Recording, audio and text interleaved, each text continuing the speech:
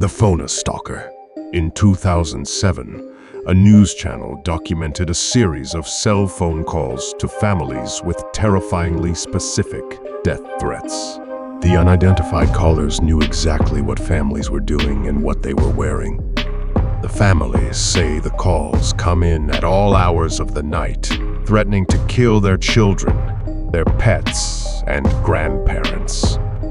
Voicemails arrive, playing recordings of their private conversations, including one with a local police detective. The caller knows, the family said, what they're wearing and what they're doing.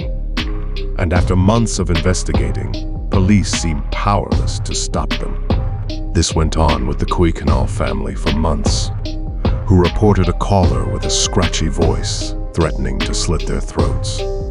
When the Fircrest, Wash, police tried to find the culprit, the calls were traced back to the Kuykendall's own phones, even when they were turned off.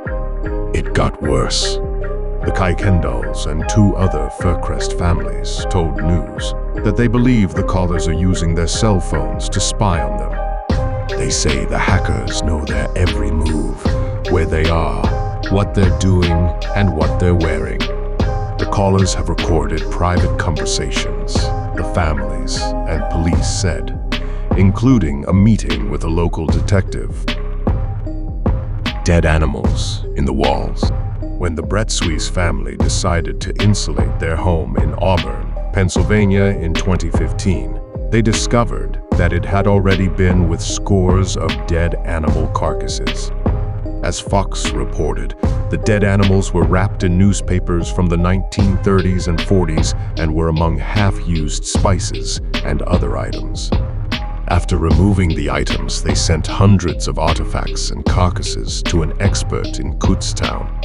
The expert attributed the rotting animals in their walls to powwow or Dutch magic, a ritual originating in the culture of the Pennsylvania Dutch to treat ailments and gain physical and spiritual protection.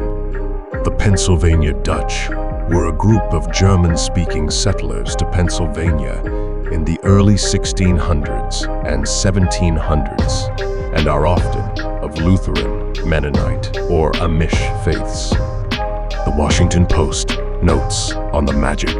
Many of the spells deal with the care of livestock, finding water, or the treatment of minor ailments, reflecting the conditions and concerns of early American settlers. But powwow also has within it a tradition of darker spells, and even of such things as conjuring demons.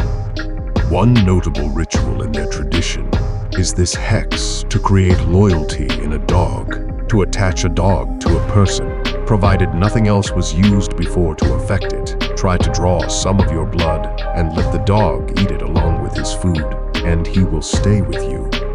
The mold found on the rotting carcasses in the Bretsuis' home has caused illness among the family members, and they say that the odor hasn't gone away. The Axe Murder House. The Villisca Axe Murder House in Villisca, Iowa, is a well-known tourist attraction for ghost hunters and horror lovers alike. The site of a gruesome, unsolved 1912 murder in which 6 children and 2 adults had their skulls completely crushed by the axe of an unknown perpetrator, was purchased in 1994, restored to its 1912 condition, and converted into a tourist destination. It costs $428 a night to stay at the old haunted home, where visitors always report strange paranormal experiences, such as visions of a man with an axe roaming the halls or the faint screams of children. But in November of 2014, the haunting took a darker turn. Robert Stephen Lawson Jr. of Rhinelander, Wisconsin, was on a regular recreational paranormal visit with friends when true horror struck.